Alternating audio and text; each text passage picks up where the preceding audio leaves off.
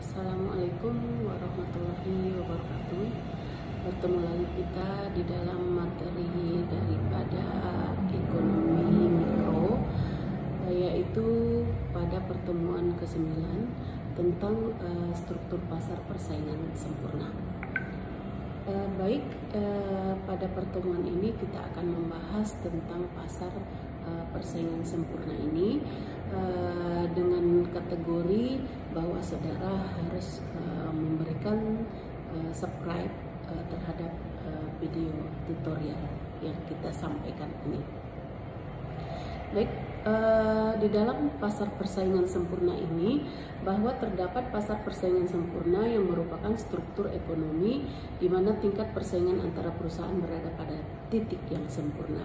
Nah, ini lebih kepada bagaimana sebuah pasar itu berasumsi bahwa pasar persaingan sempurna itu merupakan suatu pasar yang dimana jumlah penjual dan pembeli sangat banyak dan biasanya itu mempunyai produk atau barang yang ditawarkan atau dijual sejenis atau serupa. Nah, biasanya pasar persaingan sempurna itu berada dalam kategori yang banyak dan barang tersebut juga banyak. Nah, kemudian pasar persaingan sempurna merupakan pasar di mana si penjual dan si pembeli itu tidak dapat mempengaruhi harga. Jadi yang mempengaruhi harga itu bukan si penjual dengan si pembeli, melainkan hasil kesepakatan daripada interaksi antara penawaran dan permintaan. Nah, karena akibat itu makanya disebut pasar persaingan sempurna. Apakah ciri-cirinya? Saudara bisa melihat ciri-ciri pasar persaingan sempurna itu. Yang pertama, banyak penjual dan pembeli. Ternyata di dalam pasar persaingan sempurna itu terjadi interaksi antara si penjual dengan si pembeli sehingga pengikut harga atau sering disebut price taker ya, yang menyebabkan harga di pasar itu bersifat datum, dan sifat datum itu harganya tetap berapapun jumlah daripada barang yang dijual. Nah, ini merupakan mekanisme pasar yang menentukan harganya melalui interaksi ya antara kekuatan permintaan dan penawaran di masyarakat. Jadi ketika permintaan dan penawaran itu berlaku, maka ciri-ciri pasar dari persaingan sempurna di dalam banyak penjual dan pembeli itu akan ada pada kategori A. Kemudian B, bahwa terjadi kebebasan untuk membuka dan menutup perusahaan, free entry and free exit. Jadi bisa saja artinya tidak terdapat suatu hambatan apabila suatu perusahaan ingin memulai sebuah bisnis baru dengan mengganti bisnis yang lama jika dianggapnya menguntungkan dan menutup usahanya jika ternyata merugikan. Jadi fleksibilitas yang sifatnya free entry dan free exit. Nah, sifat daripada ini terdapat pada ciri-ciri dari pasar persaingan sempurna. Slide berikutnya kita melihat pada poin nomor C bahwa di dalam pasar persaingan sempurna ada barang yang sifatnya homogen. Nah, barang homogen itu yang menghasilkan barang yang merupakan pengganti yang sempurna terhadap barang yang diproduksi oleh perusahaan. Kemudian aspek beberapa daripada produk itu identik atau sama dan tidak bisa dibedakan. Nah, biasanya produk itu istilah kalau kita di tanda kutip KW-nya, bahwa KW1 itu KW2, KW3 dan lain sebagainya itu hampir sama. Jadi kita hanya melihat di kualitasnya. Sifat daripada barang itu sifatnya homogen. Hanya yang membedakan biasanya itu brand ya, brand yang mengikuti daripada produk ataupun jasa yang ditawarkan. Poin D, bahwa penjual dan pembeli memiliki pengetahuan yang sempurna tentang pasar. Jadi si penjual dan si pembeli mengetahui persis apa sih yang terjadi di dalam pasar persaingan sempurna.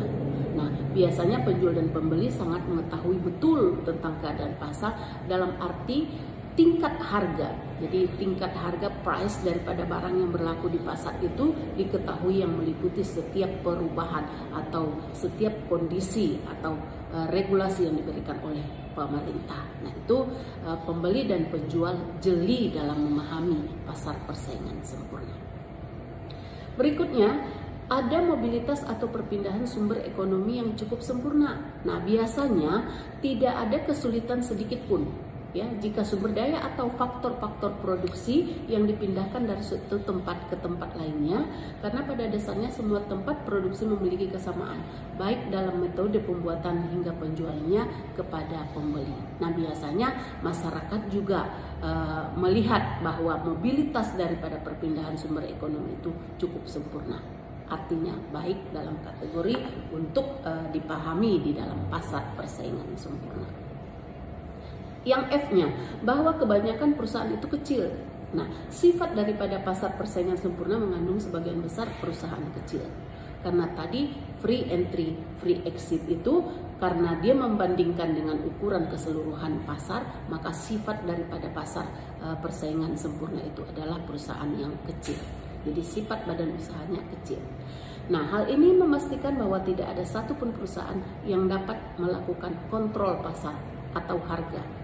Nah, biasanya terhadap kontrol pasar itu terhadap kuantitasnya. Jika satu perusahaan memutuskan untuk mengadakan outputnya atau berhenti memproduksi seluruhnya, maka pasar tidak akan terpengaruh. Jadi, harga tidak menjadi pengaruh kepada output daripada produksi dari perusahaan. Baik, ini di dalam pasar persaingan sempurna. Kalau saudara bisa melihat bahwa di dalam pasar persaingan sempurna ada ciri-ciri, ada kelebihan dan ada kekurangan. Ya, ciri-cirinya itu tadi kita sudah sebutkan, tetapi ada kelebihan atau kekurangan daripada pasar persaingan sempurna. Nah, kekurangannya itu dalam bentuk struktur pasar, penjual tidak mendapatkan motivasi apapun. Nah, itu kekurangannya. Ya, jadi untuk menghadirkan sebuah inovasi atau menyertakan fitur tambahan dalam produk ini biasanya termodifikasi atau sesuatu yang sifatnya new, ya. Sesuatu yang sifatnya new itu memberikan suatu fitur-fitur tambahan. Nah, biasanya inovatif itu berhubungan dengan sesuatu yang baru. Nah, lokasi yang memainkan peran pasar itu lebih menghasilkan kepada penjualan. Nah, biasanya perusahaan yang berlokasi di lokasi utama cenderung mendapatkan lebih banyak penjualan daripada yang baik. Ya, daripada yang tidak pada strategis daripada perusahaan itu. Nah, biasanya mereka yang berada pada strategis, ya, tempat atau lokasi yang strategis, maka penjualan itu akan berada pada posisi yang menguntungkan. Dan juga ada sedikit hambatan untuk memasuki pasar. Nah, biasanya persaingan sempurna karena perusahaan manapun dapat memasuki pasar itu dalam menjual produk, berarti kemungkinan pesaing akan lebih banyak. Kompetitor daripada si penjual itu akan lebih banyak. Maka si pembeli akan mengadakan suatu pemikiran yang jeli untuk di mana atau yang barang bagaimana yang akan dibelinya. Dari informasi ini, saudara bisa memahami bahwa pasar persaingan sempurna merupakan struktur pasar yang terdengar baik jika diterapkan. Namun, perlu diingat metode pasar itu tidak selalu efektif diberlakukan pada komoditas tertentu karena kelebihan dan kekurangan yang Ibu sebutkan di atas.